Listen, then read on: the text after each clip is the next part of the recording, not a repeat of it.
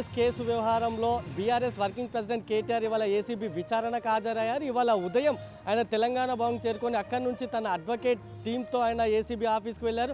అయితే ACB office వద్ద కేటీఆర్ను పోలీసులు అడ్డుకున్నారు. అడ్వకేట్లను ఇక్కడే ఉంచాలని, కేటీఆర్ మాత్రమే లోపలికి వెళ్ళాలంటూ కూడా పోలీసులు కేటీఆర్ సూచించారు. దీంతో ఏసీబీ రిప్లై కోసం ఏసీబీ స్పందించే వరకు కూడా కేటీఆర్ కొద్దిసేపు అక్కడే గేటు వద్దే కూడా ఉన్న పరిస్థితి ఉంది. అయితే ఎంతసేపటికి అటు ఏసీబీ కూడా స్పందించలేదని, దాంతో స్పందించలేదంటూ కేటీఆర్ ఒక లిఖితపూర్వకంగా ఒక సమాధానాన్ని రాసిచ్చి అక్కడి నుంచి మళ్ళీ తెలంగాణ భవన్కి వెళ్ళిపోయిన పరిస్థితి అయితే కనిపిస్తుంది. దీనికి సంబంధించి మనం చూసుకుంటే ఆ లిఖితపూర్వకంగా తాను ఏదైతే చెప్పాలనుకున్నానో దానికి సంబంధించి కేటీఆర్ లిఖితపూర్వకంగా కూడా అక్కడ చెప్పారు. ఒక్కసారి కేటీఆర్ ఇచ్చిన రిప్లైని మనం పరిశీలిస్తే ఆయన ఎప్పుడైతే తనపై కేసు నమోదైందో అదే విధంగా ఏసీబీ నోటీసులు ఎప్పుడు ఇచ్చారు, హైకోర్టు వ్యవహారం, ఈ అన్ని విషయాలపైన కూడా ఆయన ఒక రాతపూర్వకంగా కూడా సమాధానం చెప్పారు.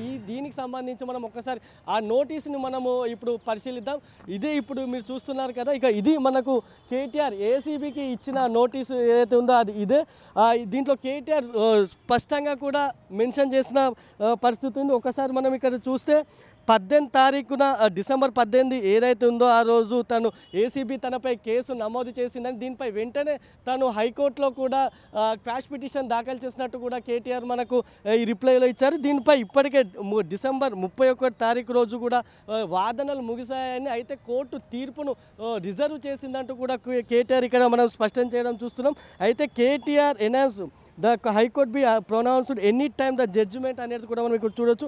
ఏ క్షణమైనా హైకోర్టు తీర్పు వెల్లడించే అవకాశం ఉందని, ఈ సమయంలోనే ఈ నెల 6 తారీఖు రోజు ఏసీబీ నోటీసులు ఇచ్చింది, తనకు నోటీసులు జారీ చేసిన విషయాన్ని కూడా కేటీఆర్ ఇక్కడ ప్రస్తావించారు. ఇక మరొక ముఖ్య విషయాన్ని కూడా మనం చూసుకుంటే ఏసీబీ తనకు నోటీసులు ఇచ్చిన సమయంలో సంబంధిత సమాచారం, అదేవిధంగా డాక్యుమెంట్లకు సంబంధించిన డాక్యుమెంట్లను తీసుకురావాలంటూ కూడా ఏసీబీ తనకు చెప్పిందని, అయితే ఆ ఏ సమాచారము అదేవిధంగా ఏ డాక్యుమెంట్లు తీసుకురావాలో స్పష్టంగా ఏసీబీ తనకు చెప్పలేదని కూడా కేటీఆర్ ఇక్కడ ప్రస్తావించారు. ఏసీబీ నోటీసులకు సంబంధించి చూసుకుంటే తాను లిఖితపూర్వకంగా కూడా ఈ సమాధానం కేటీఆర్ ఇచ్చారు.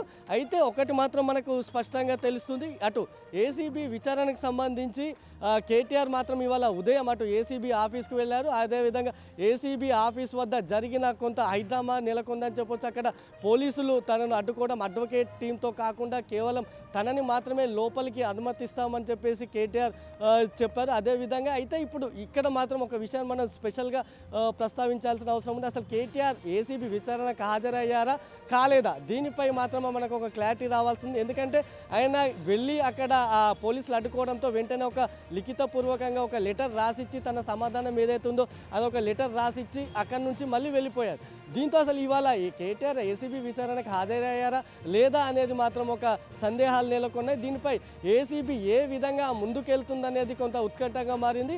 అటు ప్రస్తుతం కేటీఆర్ దాఖలు చేసిన తనపై నమోదైన ఏసీబీ కేసును కొట్టేయాలంటూ కేటీఆర్ దాఖలు చేసినటువంటి క్వాష్ పిటిషన్ ఏదైతే ఉందో దానిపై ఇప్పటికే తుది వాదనలు కూడా ముగిశాయి. ఈ నెల 31న అన్ని వాదనలు ఇరుపక్షాల వాదనలు నమోదు చేసుకున్నటువంటి హైకోర్టు తీర్పును మాత్రం రిజర్వ్ చేసింది. ఇక ఈ తీర్పు ఏ క్షణమైనా వెల్లడించే అవకాశం ఉంది. ఒకవేళ హైకోర్టులో కేటీఆర్కు కనుక తనకు అనుకూలంగా తీర్పు వస్తే మాత్రం ఏసీబీ విచారణకు హాజరు కావాల్సిన అవసరం లేదు.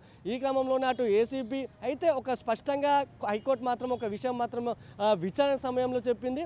క్వాష్ పిటిషన్పై తీర్పును రిజర్వ్ చేసిన సమయంలో ఏసీబీ మాత్రం తన విచారణను కొనసాగించవచ్చని చెప్పింది. అరెస్టు మాత్రం చేయొద్దని, విచారణ మాత్రం కొనసాగించాలని చెప్పింది. ఈ నేపథ్యంలోనే అటు ఏసీబీ తనను అరెస్టు చేయలేదు, ఓన్లీ నోటీసులు ఇచ్చింది. తొలుత నోటీసులు ఇచ్చి ఇవాళ విచారణకు రమ్మని ఆదేశించింది. అయితే ఇవాళ విచారణ సందర్భంగా అక్కడ హైడ్రామా నెలకొనడం చూస్తున్నాం. అయితే పోలీసులు అడ్డుకోవడం, కేటీఆర్ లెటర్ రాసిచ్చి వెళ్ళిపోవడం, తర్వాత అటు ఏసీబీ ఈ పరిణామాల నేపథ్యంలో ఏసీబీ ఏ విధమైన స్టెప్ తీసుకుంటుంది, ఏ విధంగా స్పందిస్తుంది అనేది ఇప్పుడు ఉత్కంఠంగా మారింది. ఇక ఓవరాల్గా మనం ఈ కేసుకు సంబంధించి అయితే చూసుకుంటే 2022 అక్టోబర్ 25న అటు ఎఫ్ఈఓ ఫార్ములా ఈ ఆపరేషన్స్ ఏదైతుందో ఎఫ్ఈఓ అదేవిధంగా ప్రభుత్వం, తెలంగాణ ప్రభుత్వం, అదేవిధంగా ఏసీ నెక్స్ట్ జెన్, ఈ 3 సంస్థల మధ్య త్రైపాక్షిక ఒప్పందం అయితే జరిగింది. ఈ ఒప్పందం ప్రకారం ఎఫ్ఈఓ సీజన్కి సంబంధించి ఎఫ్ఈఓ ఫార్ములా ఈ రేసుకు సంబంధించి 4 సీజన్లు 9, 10, 11, 12 ఈ సీజన్లు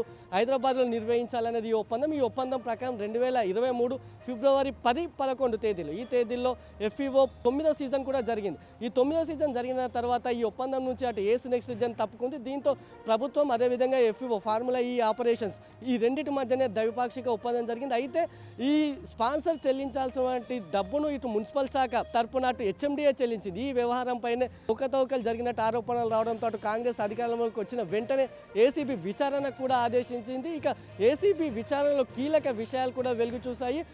ఏసీబీ అటు ఎటువంటి నిబంధనలు పాటించకుండా ఎఫ్ఈఓకు డాలర్ల రూపంలో నగదు చెల్లించారంటూ కూడా అటు ఏసీబీ గుర్తించింది. హెచ్ఎండిఏ నుంచి 10 కోట్లకు మించి ఏదైనా లావాదేవీలు జరగాలంటే ఆర్థిక శాఖ అనుమతి తప్పనిసరిగా తీసుకోవాల్సి ఉంటుంది, కానీ ఇక్కడ అవేవి పాటించలేదు. అదేవిధంగా డాలర్ల రూపంలో ఏదైనా విదేశీ సంస్థలకు డబ్బు చెల్లించాలంటే ఆర్బీఐ పర్మిషన్ కూడా తీసుకోవాలి, కానీ ఇక్కడ అది కూడా పాటించలేదని ఏసీబీ గుర్తించింది. ఇక దీనికి సంబంధించి అటు గవర్నర్ అనుమతి, కేటీఆర్పై కేసు నమోదు చేసేందుకు గవర్నర్ అనుమతి కూడా కోరింది. గవర్నర్ నుంచి అనుమతి వచ్చిన వెంటనే కేటీఆర్ను A1గా చేరుస్తూ ఏసీబీ కేసు నమోదు చేసింది. ఇక కేసు నమోదు చేసిన వెంటనే ఇటు కేటీఆర్కి అదేవిధంగా అప్పటి మున్సిపల్ ముఖ్య కార్యదర్శి ఎవరైతే ఉన్నారో ఐఏఎస్ అరవింద్ కుమార్, అదేవిధంగా హెచ్ఎండిఏ చీఫ్ ఇంజనీర్, ఈ ముగ్గురు కూడా నోటీసులు జారీ చేసింది. ఈ నోటీసుల నేపథ్యంలో ఇవాళ కేటీఆర్ విచారణకు హాజరయ్యారు. అక్కడ కొంత అడ్వకేట్లను అనుమతించకపోవడంతో వేచి చూసిన కేటీఆర్ వెంటనే ఏసీబీ నోటీసులకు సంబంధించి ఒక లిఖితపూర్వకంగా సమాధానం రాసిచ్చి ఆయన అక్కడి నుంచి వెళ్ళిపోయారు. ఈ క్రమంలో ఏసీబీ నెక్స్ట్ స్టెప్ ఏంటి, ఏ విధంగా స్పందిస్తుంది అనేది ఉత్కంఠంగా మారిందని చెప్పొచ్చు.